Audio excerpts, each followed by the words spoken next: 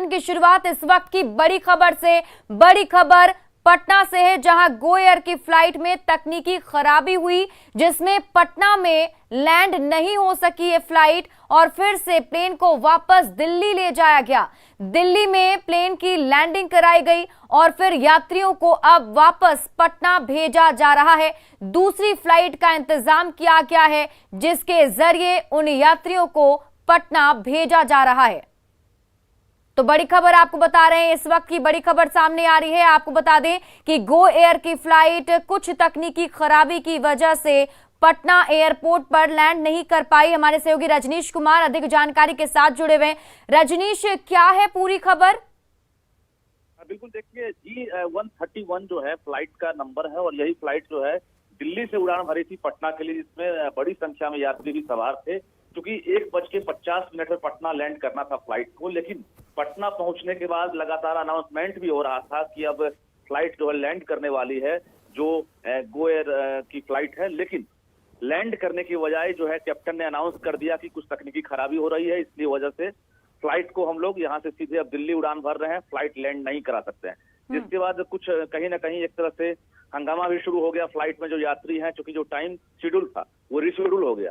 उसके बाद दिल्ली एयरपोर्ट पर फ्लाइट को लैंड कराया गया है, जहां पर अब फिर से जो यात्री हैं उनको उतार कर और दूसरी फ्लाइट में शिफ्ट कराया जा रहा है और उससे पटना उनको वापस लाया जा रहा है। तो निश्चित रूप से एक बड़ी परेशानी हुई है। कई ऐसे यात्री हैं जो पहले ही टिकट लिए थे और इंतजार में थे कि पटना समय पर पहुंचेंगे, लेकिन बता दें आपको कि ये पहली घटना नहीं है। पिछले 15 दिनों में रजनीश, आप मेरे साथ जुड़े रहिए। हमारे साथ अमित अग्रवाल, पूर्व पायलट, जुड़े हुए हैं।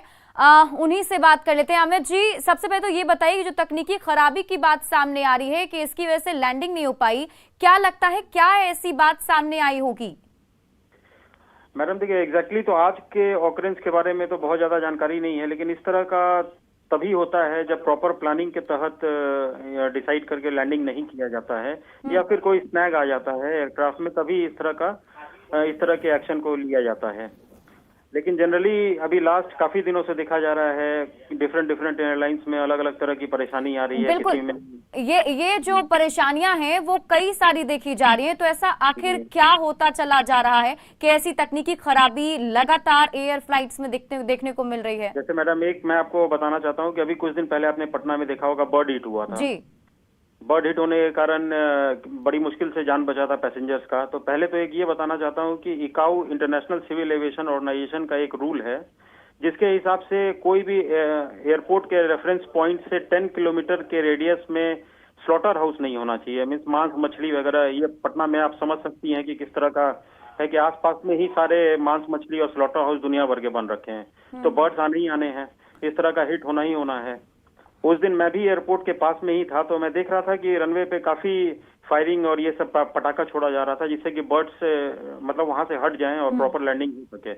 तो उस समय ही डाउट ऐसा लग रहा था। अमित जी, ये जो समस्या है वो खास तौर पर पटना एयरपोर्ट पर जो है देखने को मिल रही है, तो इसका जिम्मेदार किसको माना जाए? क्या सुनिश्चित नहीं किया जाता है कि सही तरीके से यहाँ पर लैंडिंग हो सके?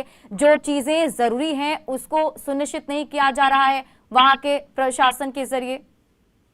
नहीं, प्रशासन का नहीं, यहाँ पे सबसे बड़ा रोल आता है कोई भी एयरलाइंस में अगर कोई तरह का डिफॉल्ट आता है तो डीजीसीए का, director general of civil aviation, वो क्या कर रही है, एयर सेफ्टी क्या कर रही है। अगर किसी पर्टिकुलर एयरलाइंस के एयरक्राफ्ट में कंटिन्यूअस कुछ न कुछ डिफॉल्ट आ रहा है तो कम से कम इंटेंसिव उनके ग्राउंड स्टाफ को या फिर जो मेंटेनेंस है वो चेक होना चाहिए कि ऐसा क्या मेंटेनेंस एयरक्राफ्ट के साथ हो रहा है जो हमेशा स्नैग उसमें डेवलप हो रहा है। प्लस दूसरा ये है कि आजकल जितने भी पायलट्स हैं वो काफी प्रेशर में हैं, क्योंकि फ्लाइंग आवर्स बढ़ गया है कोविड के बाद, काफी फ्लाइंग करवाया जा रहा है, तो उन लोगों को रेस्ट पीरियड बहुत मिल पाता है। ये भी एक बहुत बड़ा रीजन है। कंटिन्यूअस फ्लाइंग करते हैं, जैसे अभी 8 आवर्स एक पायलट फ्लाइंग कर सकता है पर डे, 125 घंटा महीना का फ्लाइंग वो कर सकते हैं, तो ये भी कम नहीं होता है। उसमें भी शेड्यूल जो पहले कुछ गैप हुआ करता था 2 दिन का या इस तरह का, वो भी शेड्यूल को आजकल वेव ऑफ कर दिया गया है। आजकल कंटिन्यू 2 दिन के फ्लाइंग इस तरह के कर दिए गए हैं, काफी चेंजेस ला दिया गया है। तो अब लगता है कि सेफ्टी, पैसेंजर की सेफ्टी अहमियत नहीं रख रही है, एयरलाइंस का चलना ज्यादा अहमियत हो गया है। बिल्कुल, इतने यात्रियों की जान कहीं ना कहीं वैसे सकते में रहती है और ऐसी घटना सामने आने के बाद लोगों के मन में भी डर होता है और शायद वो दोबारा अगर प्लेन से अगर सफर करे तो डरेंगे जरूर। एकदम एकदम मैडम, मन में एक भय तो है ही पैसेंजर्स के। चलिए, बहुत बहुत शुक्रिया तमाम जानकारी साझा करने के लिए और हमारे साथ जुड़ने के लिए अमित जी। अभी मतलब हमारी शादी हुई है, एक ही दिन हुआ हमारी शादी को, हम न्यूली मैरिड हैं और कुछ रिचुअल्स कंप्लीट करने के लिए हम जा रहे थे। जो रीति रिवाज होते हैं उनको कंप्लीट करने के लिए हम अपने गांव जा रहे थे और इन्होंने बोला 10 मिनट में फ़्लाइट लैंड होने वाली है और उसके बाद टेक्निकल इशू बता दिया। मतलब यहाँ पे माहौल ऐसा था कि सब प्रेयर्स कर रहे थे, इवन मतलब सिचुएशन बताई नहीं है कि क्या प्रॉब्लम आई है। एक तो वो मेंटल प्रेशर हो गया कि प्रॉब्लम क्या है, एकदम से कोई रीज़न नहीं दिया गया। सब स्माइलिंग फेस के साथ यहाँ पर एक्टिंग कर रहे थे कि कुछ नहीं हुआ है, लेकिन आधे रास्ते से फ़्लाइट आप मतलब ऑलमोस्ट 75% एरिया आप कवर करके और वापस दिल्ली लैंड करवा रहे हो, तो फॉल्ट तो बहुत ही ज़्यादा बड़ा था, ठीक है। और मतलब बिल्कुल अच्छा नहीं लगा ये सब। अब ये कुछ हम शिकायत ना करें, कंप्लेंट ना करें, उसके लिए गिफ्ट्स मिल रहे हैं हमें, तो मतलब हमारे लिए सोचिए कि हमारी न्यू लाइफ अभी स्टार्ट हुई है और हमारी लाइफ ही रिस्क पे हो गई थी एकदम से। तो हम मैसेजेस भी डाल रहे थे, साथ में हमने मैसेजेस भी रिकॉर्ड करे, तो बहुत गंदी सर्विसेज है ये वो फर्स्ट। मेरा नाम अखिलेश कुमार सुमन है। मैं G8131 से दिल्ली से पटना सफ़र कर रहा था। पटना ये फ़्लाइट लैंड करने वाला था, अनाउंसमेंट हो चुकी थी कि अब 10 मिनट में फ़्लाइट लैंड किया करेगा। तब तक में ये हमें जानकारी फिर कैप्टन के द्वारा दी गई कि टेक्निकल एरर की वजह से दोबारा इसे दिल्ली ले जाया जाएगा।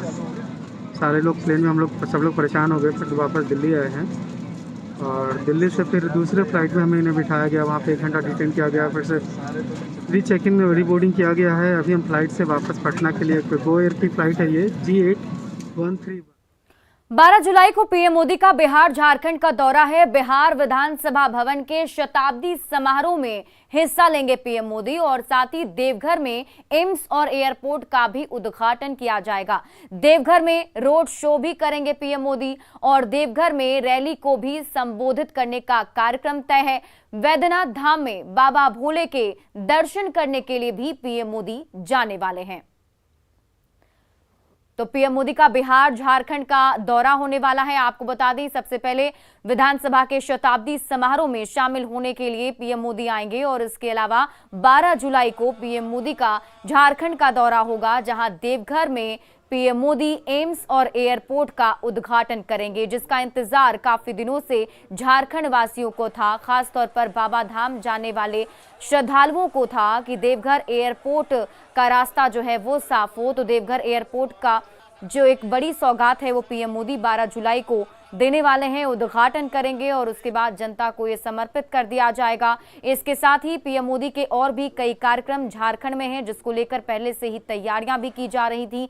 हमने आपको बताया था कि वहां पर सांसद निशिकांत दुबे लगातार लोगों के बीच जाकर लोगों से इस कार्यक्रम में शामिल होने की अपील भी कर रहे थे।